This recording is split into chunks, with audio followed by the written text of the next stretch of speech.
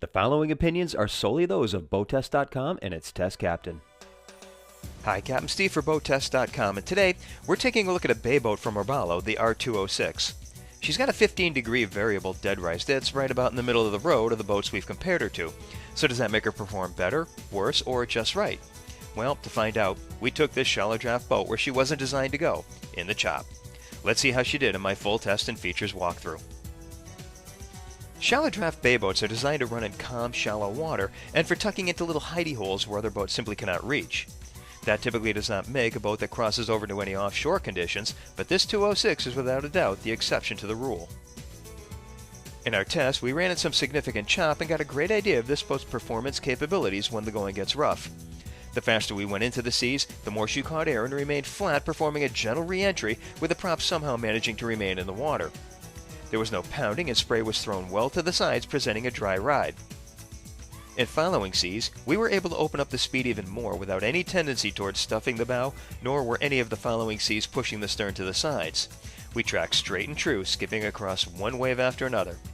So it looks like Robalo nailed it with the hull design, but just how fast did we go? Well, let's look at the test results. The Robalo 206 has a length overall of 20 feet 6 inches, a beam of 8 feet, and a draft of 10 inches.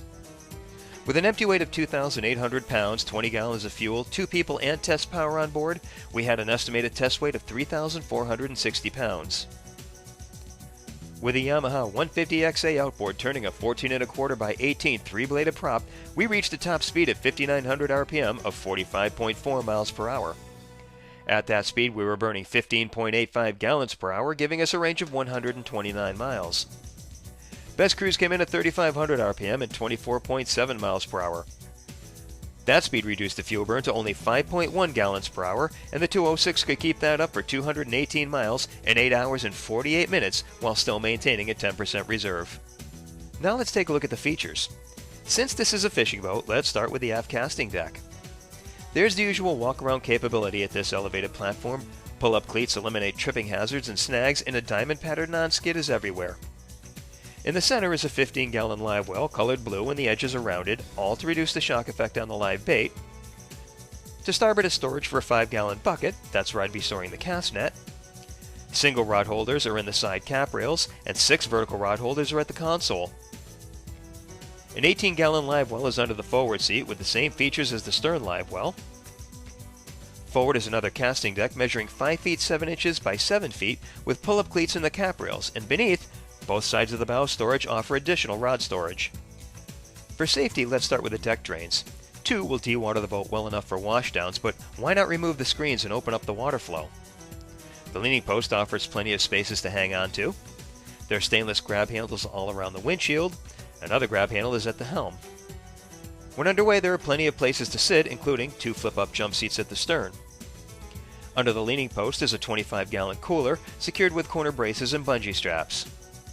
The helm seat is double wide with 2-tone premium vinyl upholstery, and all seats have the nanoblock coating that prevents mold, stains, and lasts up to 3 times longer than conventional vinyl.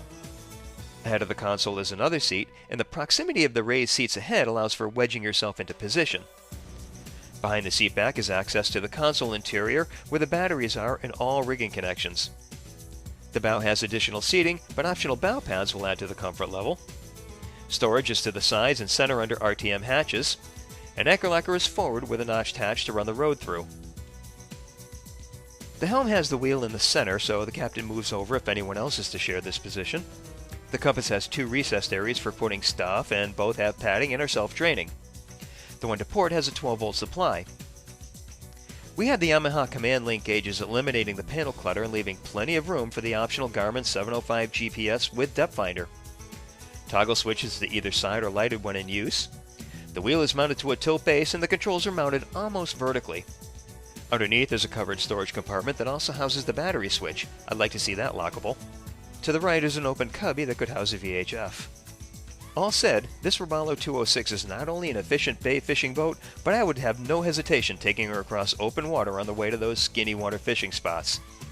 And that's my test and features walkthrough. For BoatTest.com, I'm Captain Steve. We'll see you on the water.